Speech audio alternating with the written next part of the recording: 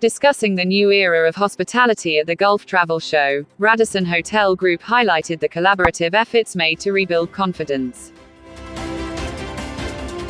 It's been a difficult year, but there are definitely reasons to be cheerful, I think, or more cheerful than we have been. And in a year of unprecedented times and something where we haven't really been able to forecast very accurately at all, I tend to try and look at the data that actually is solid, that we know happened.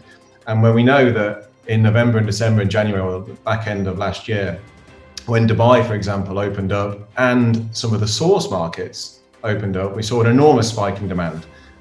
Much more than we ever anticipated. So that tells us that there is a huge demand for travel when people are able to do so. All hotels really and destinations have done a great job in assuring people's safety when they travel.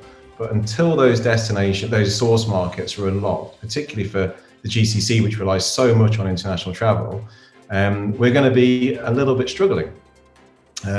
So our attention, I think, turns to how do we assist governments to unlock safely, and how do we make sure that people can travel in a very confident way in the not too distant future. If travel does open up, I can foresee a scenario where a lot of expats who haven't been home in over a year will take an extended break back to Europe or their home country to visit friends and family who they haven't seen for a long time. And that then removes that staycation business. But you hope that if they're able to travel out of the UAE or out of Dubai, then their external markets will be open to coming in. One thing that the pandemic's shown us is that hospitality, in times of great stress like that, people do come together. I think from my experience, we've come together in a much more significant way because it's been somehow a bit of an existential crisis. And how do we help each other through this? How do we make sure that all of our teams are looked after? How do we make sure that we get people out of places if we need to? How do we make sure that they're vaccinated? And yes, then how do we make sure that the business is sustainable?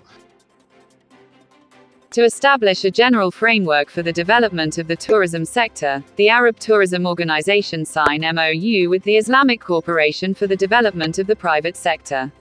Department of Culture and Tourism-Abu Dhabi extends fee exemptions for hotel establishments operating within the Emirate until June 30, 2021. Oman Air launches its new service between Muscat and Sharjah.